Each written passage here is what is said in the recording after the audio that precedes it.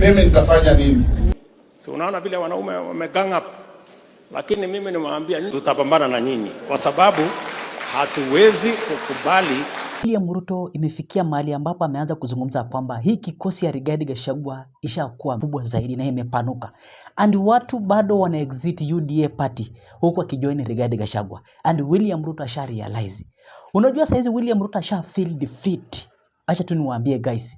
Na shida ni kwamba William Ruto wakati alichukua hii uongozi alidanganya mama mbogas, akadanganya bodabodas, akadanganya hao vijana, kwa makanisa kaingia akadanganya. Unaona watu wangu, hao watu wote wakaaminia William Samoei Arap Ruto kwamba tutatoa hii nchi chini. Mwenye yuko mavumbini ataletwa juu huku. Na nikaita serikali yangu bottom up. Unaona watu wangu, so watu wengi wakawa na trust William Samoei Arap Ruto, ambaye saizi ni rais wa Jamhuri la Kenya, ambaye saizi watu wanaendelea kumulilia, watu wanahangaika, and William Ruto anawaangalia without any assistance. Unaona watu wangu, so na Wakenya walikuwa wanataka msema ukweli. Kama William Ruto angekuwa anasema ukweli kwamba mimi nitakuwa hivi na hivi, Wakenya wangejua venye wangejifix. Unaona watu wangu, so ensure me like video na nasema thanks kwa hiyo like yako. So Wakenya walikuwa wanataka msema ukweli, but the problem ni kwamba William Ruto aliambia Wakenya uongo. Sikiza hii. And we want Kenyans to have leaders who can say the truth. We want Kenyans to be a citizenry which can allow truthfulness to prevail. You know, I had yesterday but one, the CS for Hustler Fund, it's called this, my former cooperatives and MSMEs. And, yeah, saying that, you see, as a politician, I used to say something knowing it is wrong, but just to please the crowd. And you see, he's proudly saying that, and he says, you know, me, I'm a politician. I'm just now. That is a truthful man. You see, that right there. But Mr. you see, Oparanya is a truthful man. After, because he's saying, this is how I used to play the game. Yes.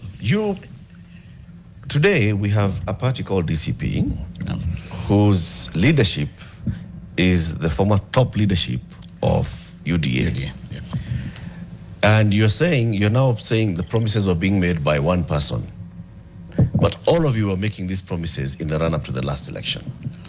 All of you, in fact, one of you, your leader, took oath in Kasarani and then went ahead to say, I'm going to see the implementation of this. You were appointed to the Secretary General of the party, like you've told us, to make sure that these things are done. Now you're washing your hands and saying it's those other people. No, I've not washed. And then you're telling us that for things to change, those people must go. What's the truth here, Cleo? Are you saying they must go because they kicked you out? Not. Or are you saying they must go and this is what we want to see to do with leadership this time? Because that's the question about upon what is this party formed, apart from just the sour grapes? Guys who are kicked out of the main herd, and now you're forming your own small herd there. Not really. As you can remember, when we were still in UDA, and the run during the finance bill 2024, my party leader, current party leader right now, came out strongly and expressed his ideas on the finance bill. I came out strongly and said that we do not agree with this.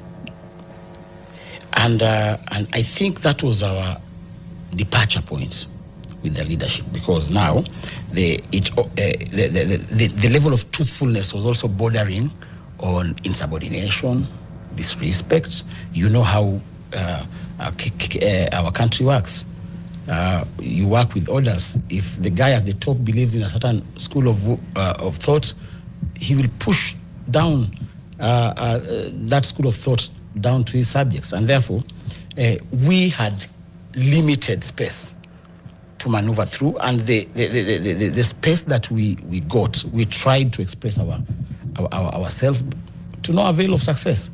And therefore, you cannot say that after we were kicked out, even when we were still in UDA, we spoke our mind. As I told you, politics is a game of we are on the learning lane, and we believe that slowly we will be able now to concretize into the leaders we aspire to be. Are you rooted based out of being, is it principle for you or is it reactive?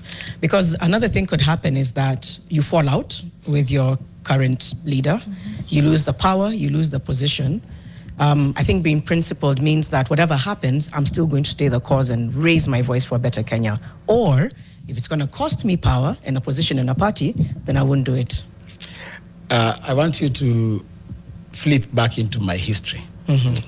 Maybe through I'll give you a brief flashback of my life.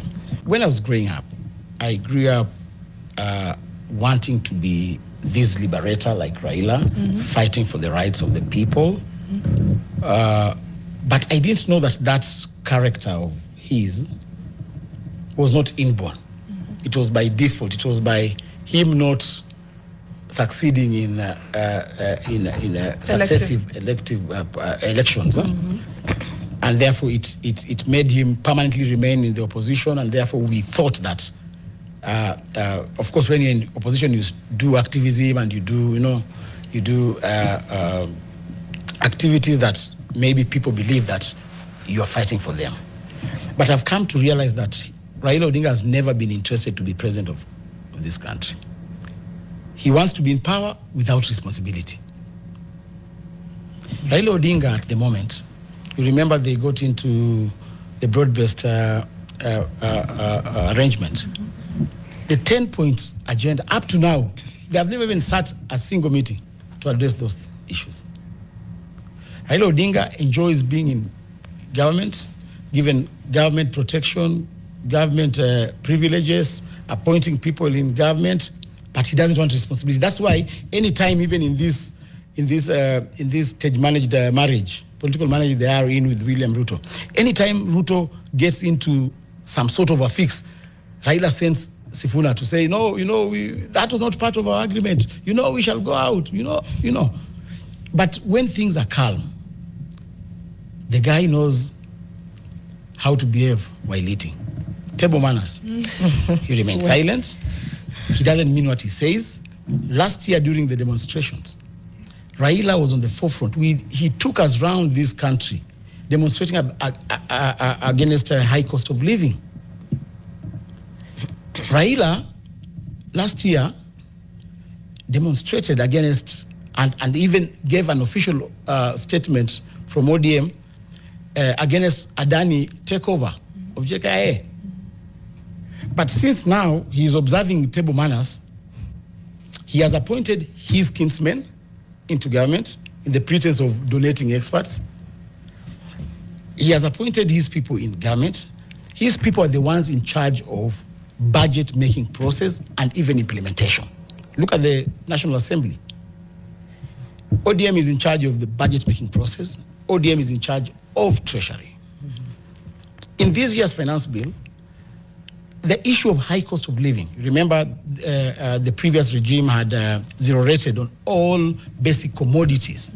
But in this year's budget, which is the first budget to be presented by an ODM former legislator and an ODM chairperson, taken through an oversight committee headed by an ODM legislator. This is the first year whereby basic commodities are being moved from being zero-rated to exempted. And this will affect to the cost of living. Since the broad-based government, you've seen Raila is always seem to be in government when the president goes to Nyanza. When the president comes to Western, have you ever seen Raila accompanying? When the president goes to Mombasa, if it's not maybe for holiday, but when the president goes to Mijikenda people, have you seen Raila accompanying?